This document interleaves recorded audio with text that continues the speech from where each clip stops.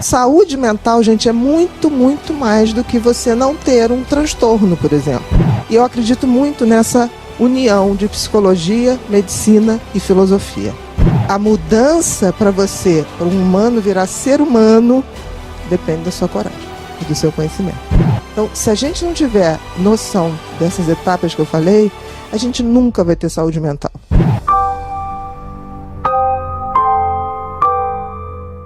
Antes de qualquer coisa, para a gente ser ativo na nossa conquista de saúde mental, a gente tem que ter conhecimento e autoconhecimento. Não existe outra coisa se a gente partir do pressuposto que o meu universo é do tamanho daquilo que eu sei. Se eu não sei, aquilo não existe e eu não posso usufruir disso. Então, saúde mental, gente, é muito, muito mais do que você não ter um transtorno, por exemplo. Você não ter um transtorno como pânico, como depressão, como déficit de atenção. Aí você vai falar, então eu não tenho nada disso, eu tenho saúde mental? Não. Se você não tem autoconhecimento e conhecimento, você está sujeito a ter qualquer coisa dessa em algum momento. Porque assim, autoconhecimento é o saber quem eu sou e a que eu me destino, certo? Tem muita gente que não sabe a que se destina, mas sabe quem é, ou não.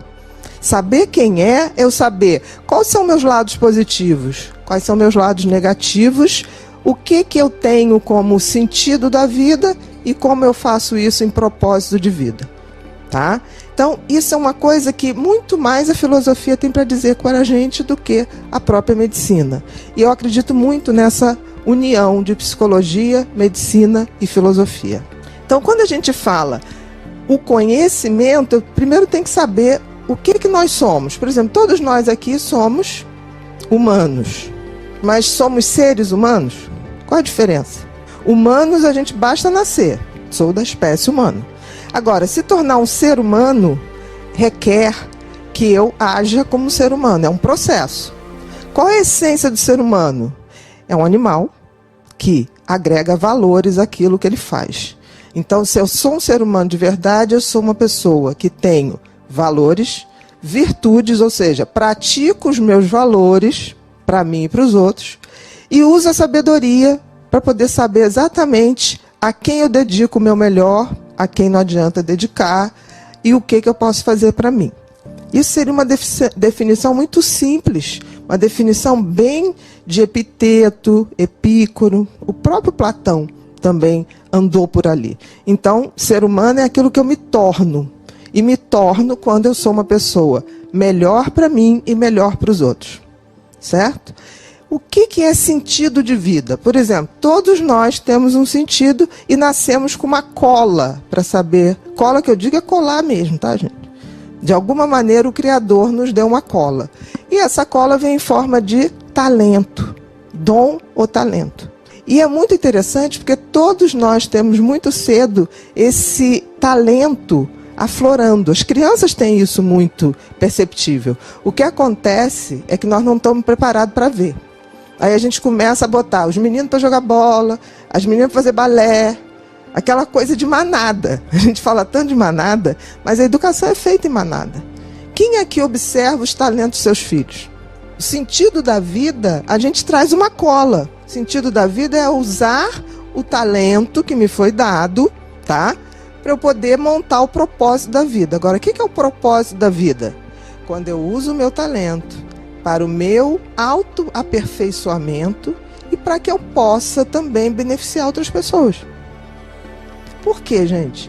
Aí você encontra a glória da vida, né? Quando eu estou melhor e esse meu melhor dá um melhor também para os outros, nem que esses outros sejam 4 pessoas que moram com você, não tem problema. Porque tem gente que acha que tudo é assim, propósito tem que ser para o mundo. Não, gente, não precisa. Basta você dar o seu melhor para as pessoas que estão convivendo. Você convive com mais, se esforça para fazer mais. Mas não é isso. Então, quando eu tenho propósito, sentido da vida e propósito, eu atinjo a glória da vida. Por que isso? Antes que a gente se perca, todo humano é um animal, certo? Nós estamos dentro da natureza, certo? Nós não somos dono da natureza. Apesar da gente ter um delírio, né? A gente acha que a gente manda na natureza, mas não manda. Então, como qualquer outro ser vivo que está na natureza, a gente tem um propósito que já é pré-determinado. Por exemplo, alguém já viu a macieira da laranja? Não, macieira da maçã, laranjeira da laranja.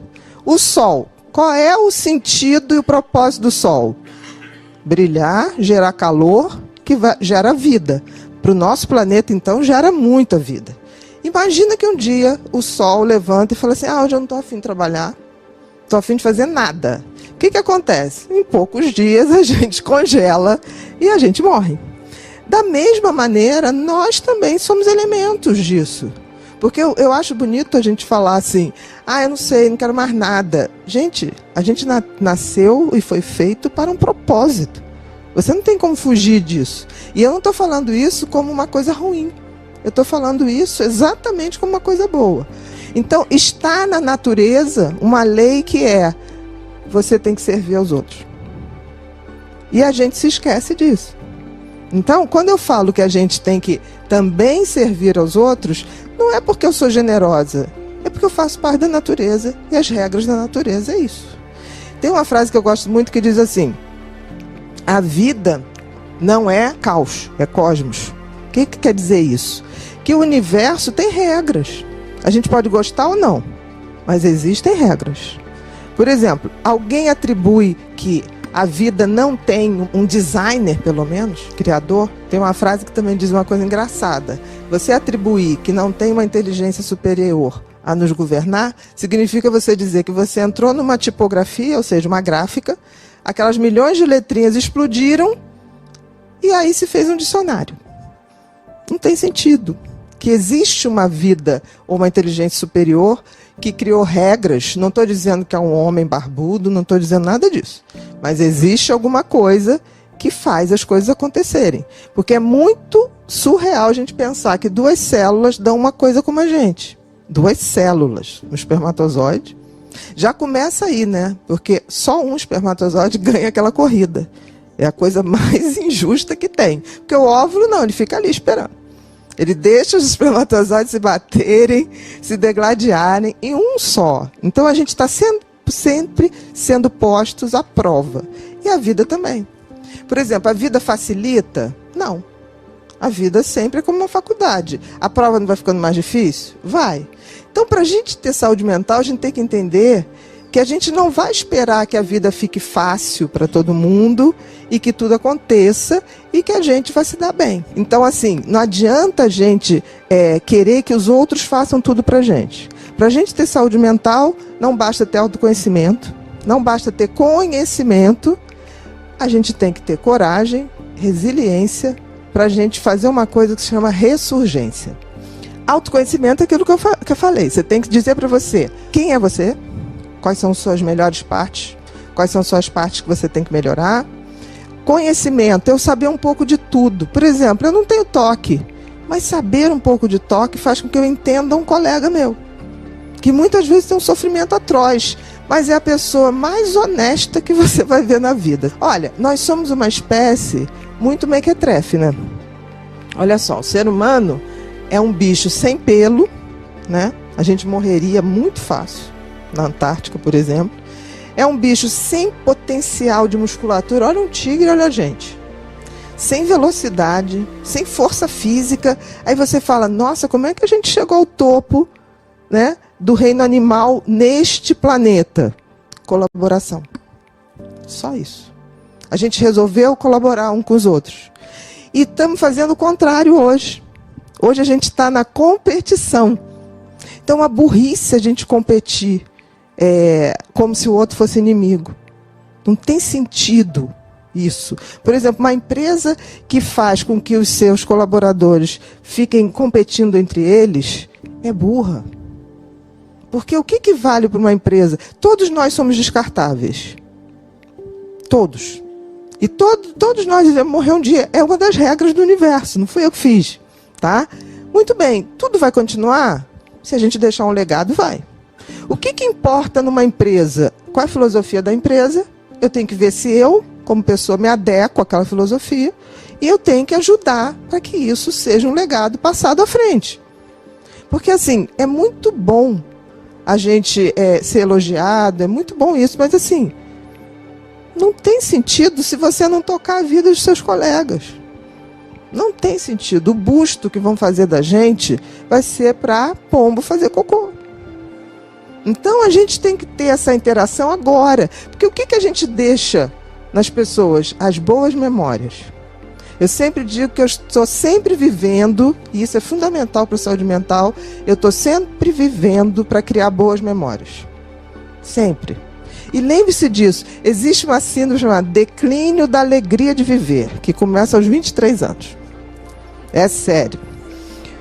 Quantos sorrisos uma criança de 3 anos dá por dia? 400 em média. Muito bem, um homem e uma mulher também de 40 anos ri 4. Aí a gente pensa o seguinte, por que a gente vai ficando chato assim? Com 23 anos começa a decair profundamente a capacidade da gente rir da gente e rir dos outros. Gente, eu não levo a sério quem não ri de si mesmo. Não levo a sério. Porque uma pessoa que se leva tão a sério a ponto de achar que nunca erra, é uma pessoa insuportável. Insuportável. Então, eu sou aquela que já conta piada das besteiras que eu faço antes. Ninguém precisa contar, porque eu vou contar. Então, quando a gente está falando de saúde mental, aí a gente vai para uma outra parte. A gente viu autoconhecimento, conhecimento, e a gente vai para uma coisa chamada resiliência. E antes da resiliência, coragem. Gente, para viver tem que ter coragem. Por exemplo, se a gente pensar todo dia de manhã no que a gente vai apresentar, a gente não sai da cama. Mas por que a gente sai da cama? Por que a gente põe despertador para despertar? Se a gente não sabe nem se vai amanhecer. Esperança, gente. O ser humano é feito de esperança. A gente tem que acreditar em algo. Senão a gente não vive. É por isso que eu digo para as pessoas, você pode não ter religião, mas você nunca vai deixar de ter espiritualidade. Nunca deixe de ter fé. Porque fé é para acreditar naquilo que eu não vejo. Tem gente que fala assim, mas como é que você acredita nesse teu Deus? Porque você não vê. Eu falei, meu filho, fé é exatamente isso. Eu não tenho essa prova cabal. Mas isso aí pode ser mentira. Se for, eu vivo melhor assim. Deixa eu feliz desse jeitinho que eu sou. Eu acredito, eu juro que eu acredito, que quando eu me for, né, quando o trem da vida passar me chamando, eu acredito piamente que eu vou chegar lá na fila. Na fila dos que tentaram fazer o seu melhor. Eu vou lá em cima... Vai ter muita gente errada, mas eu vou ficar na fila, nem que eu seja a única. E eu vou estar ali. Se eu estiver errada, ok, na outra vida eu vejo. Mas eu tenho que ter minhas convicções, né? E aí a gente vê, para ter saúde mental, você tem que ter coragem para agir. Esquece. E você tem que agir. Aquilo que eu falei. Se tem um serviço que você pode acionar, você tem que acionar. Você tem que tomar decisões na sua vida. A geração atual está muito mais... frágil do que as outras, porque os pais resolveram fazer o quê? Vou dar tudo aos meus filhos que eu não tive. Gente, dar tudo para um ser humano é apostar no fracasso dele. É apostar, é fazer um tratado. Porque, por exemplo, muitos de nós aqui batalhou para ter o primeiro carro, batalhou para ter uma casa. A criançada já está assim, não, meu pai vai me deixar a casa, meu pai vai me deixar não sei o que lá, meu pai vai me dar uma BMW com 18 anos. Eu falo, seu pai é um cretino. Ele te detesta. Eu consigo. Eu falo, seu pai é um cretino, ele está achando que você é incapaz. Eles olham para mim, não tinha pensado nisso. Eu falei, pensa. Porque ele não aposta nada em você. Ele acha que você é um idiota. Aí aquilo vai despertando neles uma vontade que eles vão para frente. Essa geração que está aí, ela não sabe ser frustrada. Então, assim, nós estamos errando e a gente tem que entender isso.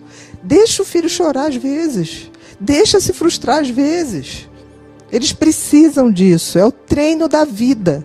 Porque assim, nós não estamos aqui para sermos felizes. Quem falou isso, a turminha da compulsão de compra é assim, né? Eu mereço, né? Toda semana a criatura merece passar na Zara, passar não sei aonde. Gente, né? Comer tudo. Gente, a gente veio para cá não foi para ser feliz. A gente veio para cá para evoluir. Agora, se você consegue evoluir sendo feliz, nossa... você está virando mestre.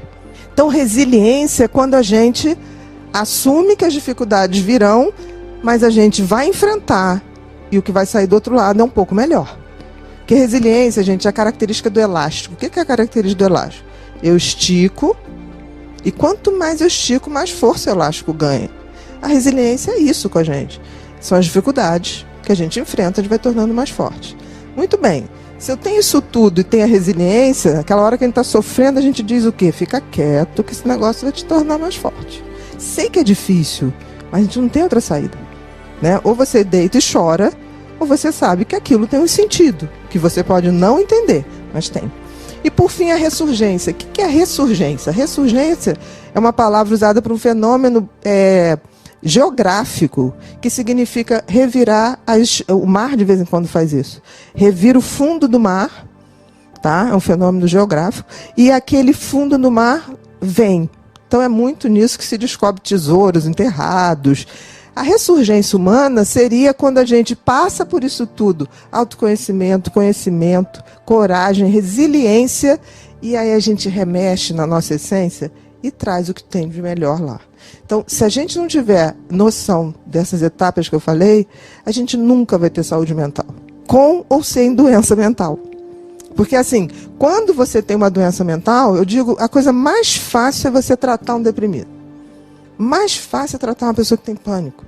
Porque eu sei o que tem que fazer. Eu vou lá, tiro o pânico, tiro a depressão. Sabe qual é a coisa mais difícil? É fazer com que eles entendam isso que eu estou falando para vocês. Porque o paciente melhora, sabe o que ele faz? E some. 2 anos ele some. Aí, a próxima vez, ele liga para falar assim: Bia, se lembra daquela vez que eu apareci desesperado? Estou todo desesperado de novo. Aí você fala assim: mas meu amor, você está tomando alguma coisa? Não, suspendi. Estava bem, suspendi. E aí, você mudou o estilo de vida, como a gente falou? Você procurou saber do seu propósito, do seu talento? Não, Bia, estou perdido, não sei o que eu vou fazer. Gente, Cartola virou compositor aos 66 anos. Antes, Cartola foi um funcionário comum, mais ou menos medíocre, dos Correios. E deixou um legado imenso. Porque assim, você pode passar a vida inteira fazendo, está longe do seu talento, está longe do seu propósito, mas se você vive um dia dentro, você faz diferença. Então, queria deixar isso para vocês, porque assim, não adianta falar de doença, a gente tem que falar de quem somos.